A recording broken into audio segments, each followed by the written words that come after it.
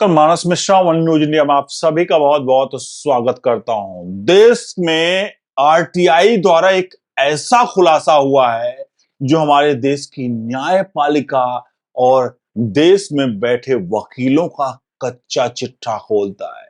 आपने शायद खबर सुनी होगी कि ममता बनर्जी और सिब्बल अभिषेक मनु सिंघवी ने ममता बनर्जी ने उनको कैसे सरकारी पैसे को इस्तेमाल करके कानूनी कामों में यानी कि सुप्रीम कोर्ट के फैसले दिलवाने में यहां पर किया।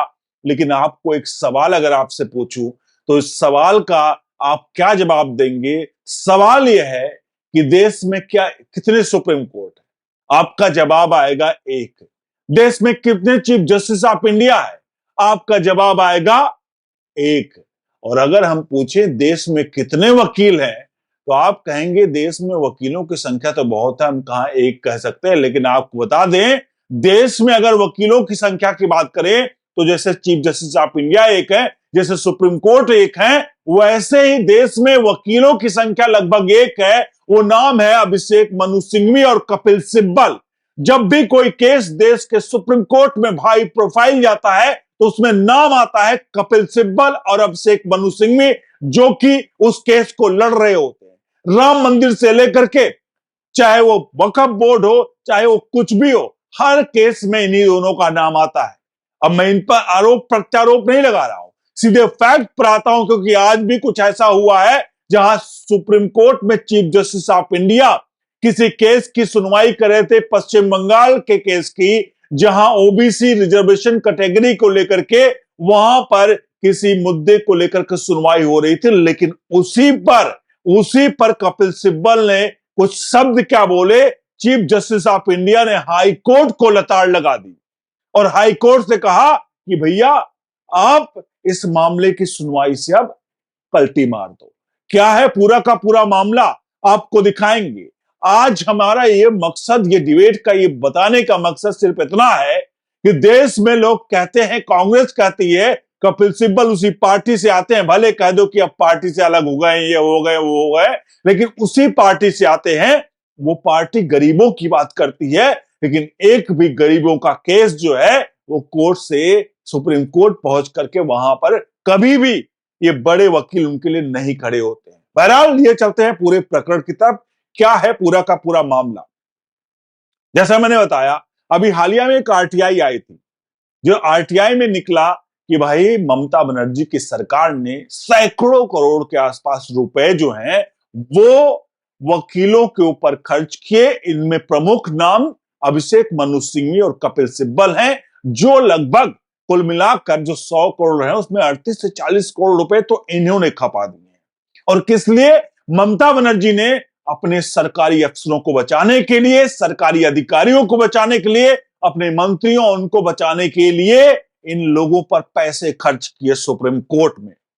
अब सोचिए, आखिरकार जहां भी पैसे की बात आती है, बड़े में पैसे का मैटर आता है, वहां कभी सिब्बल अभिषेक मनु सिंघवी ही क्यों वहां पर सामने आते हैं उस केस के लिए। अभी हालिया में तमिलनाडु का 1000 करोड़ का केस टैक्समैक का है, जहां 1000 करोड़ का घोटाला है शराब में, दारू में, जहां ओवर बिलिंग करके कई जो 10 रुपए की बिलिंग थी उसको 1000 रुपए का दिखा करके ओवर बिलिंग की गई। अधिकारियों के नाम के, अधिकारियों के रिश्तेदारों के नाम पर पैसे लुटाए गए और उसका पूरा का पूरा खेल जब ईडी पर्दाफाश कर रही थी तो यही कपिल सिब्बल पहुंच जाते हैं सुप्रीम कोर्ट और चीफ जस्टिस ऑफ इंडिया सुनवाई करके फैसला सुनाते हैं कि ईडी का संघीय ढांचों का कहीं ना कहीं उल्लंघन कर रही है और ईडी का राज्यों के काम में, राज्य एजेंसियों में दखलंदाजी करना बंद करे। तो बहरहाल ये तो मैंने एक मैटर बताया, आप बताते हैं आपको पूरा का पूरा मामला अभी का क्या चल रहा है। असल में पूरा मामला जो है वो chief justice of B R. Gavai के अध्यक्षता में एक कमेटी सुनवाई कर रही थी। सुनवाई क्या कर रही थी? वो सुनवाई कर रही थी ओबीसी के वर्गीकरण के संबंधित में हाई कोर्ट का, मतलब जो है कोलकाता का, ये सरकार की तरफ से याचिका डाली गई थी और ये याचिका आगे आते ही, क्योंकि सुनवाई जो हो रही थी वो हाई कोर्ट में हो रही थी, हाई कोर्ट को लताड़ लगा दिया चीफ जस्टिस ऑफ इंडिया ने, क्योंकि सामने कपिल सिब्बल ने ऐसी बात कही कि हाई कोर्ट को भैया रोक लगा दी कि भैया तुम नहीं ये जांच करोगे। बता दें शीर्ष अदालत 2024 के हाई कोर्ट के जो दिए गए आदेश था उसको खिलाफ पश्चिम बंगाल सरकार राज्य द्वारा याचिका की सुनवाई कर रहा था। इसमें पश्चिम बंगाल पिछड़ा वर्ग सेवाओं और रिक्त पदों की आरक्षण को लेकर के अधिनियम 2012 के तहत ओबीसी के में रूप में दिए गए 37 वर्गों के अलावा 2010 जो है 77 आरक्षित वर्गों को रद्द कर दिया। इसी को लेकर के chief justice of India B R Gavai और justice Chandran, justice Vipul M Pancholi की पीठ यहां पर सुनवाई कर रही थी और पश्चिम बंगाल को ओबीसी जाति का दर्जा रद्द करने के संबंधित कोलकाता हाईकोर्ट के फैसले को आगे कार्यवाही नहीं होगी, इस पर रोक लगा। अब आप एक सवाल है, सवाल यहां मैं दो दूंगा। पहला कि अगर कोई सुनवाई सुप्रीम कोर्ट में हो रही है तो क्या वो हाई कोर्ट उसकी सुनवाई नहीं कर सकता है?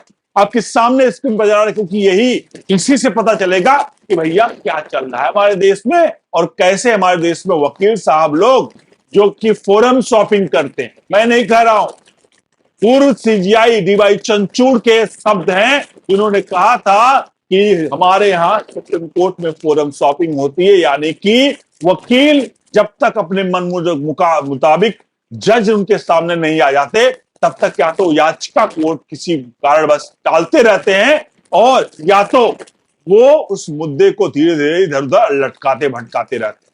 तो फोरम शॉपिंग होती है, और फोरम शॉपिंग कैसे होती है? शॉपिंग का मतलब ही होता है भैया पैसा खर्च। भले वो कहिए कि जज साहब को वो पैसा, वो जो केस बदलवाया जाता है, जज बदलवाए जाते हैं, या तो जज का मूड बदलवा दिया जाएगा या तो जज को ही बदलवा दिया जाएगा, लेकिन फैसला तो अपने पक्ष में है। इसमें देश में 2-3 बड़े नाम हैं वकील जो इसमें माहिर हैं, और कपिल सिब्बल को लेकर के डीवाई चंद्रचूड़ ने भी बात कही थी, इसलिए मैं अपने ऊपर नहीं कह रहा हूं कि मैं कह रहा हूं, सीबीआई ने बात की। बहरहाल आपको बताते हैं कि अगर कोई मुद्दा, क्योंकि आज के मुद्दे पर आते हैं, जो कोलकाता में जो केस था कि अगर कोई सुनवाई सुप्रीम कोर्ट कर रहा है तो क्या राज्य हाई कोर्ट उसकी सुनवाई नहीं कर सकती? आपके सामने स्क्रीन पर नजर आ रहा है। इसमें हमने सवाल पूछा कि अगर कोई मामला सुप्रीम कोर्ट से में लंबित है तो क्या हाई कोर्ट में उसकी सुनवाई नहीं हो सकती? इसमें जवाब आता नहीं। अगर कोई मामला सुप्रीम कोर्ट में लंबित है तो भी हाई कोर्ट में उसकी सुनवाई हो सकती है, जब तक कि सुप्रीम कोर्ट में कोई विशेष अदालत देकर, मतलब आदेश देकर रोक न लगाई हो। हालांकि सुप्रीम कोर्ट के पास अधिकार है कि किसी मामले को हाई कोर्ट से वापस ले सकता है और फैसला खुद मतलब यहां पर खुद कर सकता है, खासकर जब मौलिक अधिकारों से संबंधित यह मामला आया। ध्यान रखिएगा, जो मौलिक अधिकारों के संबंधित ये अगर मामला हो तब जाकर के ये इस पर सुप्रीम कोर्ट उसको आदेश को रोक सकता है, कर सकता है। तो अब हमने सवाल अगला पूछा कि भाई, क्योंकि यहां बात आ रही आरक्षण को लेकर, ओबीसी वर्ग के आरक्षण को लेकर, तो हमने सवाल पूछा। जो सवाल अब आपके सामने स्क्रीन पर नजर आ रहा है, ये आप देखिए। हमने पूछा कि क्या आरक्षण जो है वो मौलिक अधिकार है? ये मौलिक अधिकार होगा तो सुप्रीम कोर्ट उसको लेकर के रोक लगा सकता है, हाई कोर्ट की सुनवाई को लेकर के। यहां पर इसका जवाब है नहीं, आरक्षण कोई मौलिक अधिकार नहीं है। सुप्रीम कोर्ट के अनुसार संविधान का अनुच्छेद 116 सबसेक्शन 4 और 16 सबसेक्शन 4 ए केवल सरकार को आरक्षण प्रदान करने की अनुमति देते हैं। यह एक मौलिक अधिकार नहीं है, यह एक संवैधानिक प्रावधान है, सरकार की शक्ति है, यानी आरक्षण कोई मौलिक अधिकार नहीं है। लेकिन यहां पर जो मामला आया, जहां पर इसकी सुनवाई को लेकर के सुप्रीम कोर्ट ने कहा कि भैया हाई कोर्ट इसकी सुनवाई नहीं करेगा। और यह मामला कब आया? जब चीफ जस्टिस ऑफ इंडिया सुनवाई कर रहे थे और कपिल सिब्बल ने इस बात को रखा। कपिल सिब्बल की बात सुनते ही भैया इस मामले को 18 नवंबर तक टाल दिया गया और हाई कोर्ट से कहा गया भैया अपना देख लीजिए, थोड़ा सा किनारे होकर के, मतलब आप चुप रहिए। अब मेरा कहने का मकसद सिर्फ इतना है, आप पूरे वीडियो का सार समझिएगा। हम किसी प्रक्रिया पर सवाल खड़े कर सकते हैं, ये कोर्ट की अवमानना नहीं है। कोर्ट में कोई चीज सुनवाई अगर हुई है और उसमें या कोई फैसला आया है, उसमें किसी प्रकार की अनियमितता है, उस अनियमितता पर हम और आप बात कर सकते हैं। इसमें इसमें ये नहीं है कि भैया आप किसी के जबान सिल दोगे, क्योंकि वही संविधान जो जजों को आजादी देता है फैसले लेने की, वही संविधान आम पब्लिक को, मीडिया जो चौथा स्तंभ है, आम पब्लिक को भी वो बोलने की आजादी देता है, राइट टू स्पीक, अपनी बात रखने की आजादी देता है, अपनी बात रखने की आजादी देता है। तो ऐसे में अगर कोई ये कहे कि भैया सुप्रीम कोर्ट में जज साहब कुछ कर रहे हैं और कोई आदमी उस पर कुछ ना बोले, तो भैया ये आपका थोड़ा सा गलतफहमी में जी रहे हैं, क्योंकि संविधान का मतलब ही है संविधान। 140 करोड़ देशवासी समान हैं, चाहे वो किसी पद पर बैठे हो, देश का सबसे लोअर तबके का व्यक्ति भी टॉप तबके के व्यक्ति का अधिकार के मामले में उसका अधिकार सेम है। तो ऐसे में कोई ये कहे कि भैया नहीं, वो चीफ जस्टिस ऑफ इंडिया हो, प्रधानमंत्री हो, राष्ट्रपति हैं, उनको स्पेशल प्रिविलेज मिलेगी संविधान के तौर पर, तो कहीं भी नहीं। हाँ, जो कुछ प्रोटोकॉल है उस प्रोटोकॉल को फॉलो किया जाए। आम पब्लिक के प्रोटोकॉल नहीं है संविधान में भी कहीं ना कहीं, लेकिन कुछ चीजें ऐसी हैं जिसको लेकर के संविधान में व्याख्या में लेकिन की जाती है। ये फिलहाल प्रोटोकॉल पर पालन किया जाना चाहिए जो होता है, लेकिन इन सबके बीच में आप खुद बताइए कि आखिरकार इतने बड़े बड़े फैसले कैसे सुप्रीम कोर्ट से पड़े? क्या सुप्रीम कोर्ट को मजबूर किया जाता है? क्या चीफ जस्टिस ऑफ इंडिया पूर्व जो है डीवाई चंद्रचूड़ ने कहा कि जब तक अपने पक्ष में याचिका करता है जज साहब नहीं आ जाते, तब तक याचिका को बदला जाता है, केस को किया जाता है, वकील पहुंचते हैं कोर्ट में, वहां पहुंचने के बाद भी अपने केस को वापस ले लेते हैं और इस तरह से कोर्ट भी चलता रहता है। कोर्ट में न्याय में देरी का सबसे प्रमुख कारण ये भी है, जहां वकील अपने मन मुताबिक जज के जूते इतना वक्त बिता देते हैं, इतना वक्त गवा देते हैं, लेकिन तब इसका टिगरा जो है कोर्ट का। वैसे मुझे लगता है कि जो पेंडिंग केसेस को लेकर के इतने पेंडिंग केसेस हैं, इसके जिम्मेदार हमारे जज साहब, कॉलेजियम साथ साथ हमारे वकील साहब लोग भी हैं, जो अपने केस को जीतने के लिए मन मुताबिक जज के कमेटी का इंतजार करते करते याचिका पे याचिका डालते रहते हैं और उस याचिका में करके पूरे देश का कहीं ना कहीं विकास के राह में रोड़ा बन सकते हैं। आप सभी से अनुरोध है, पूरे वीडियो अपनी राय प्रतिक्रिया जरूर दीजिएगा। और आखिरकार क्यों ममता बनर्जी सरकार ऐसे वकीलों पर इतना पैसे खर्च कर रही है? आम जनता के पैसे, वो टैक्स पेयर के पैसे, पश्चिम बंगाल के हालात देखते क्या है, गरीबी की और वहां की भुखमरी की।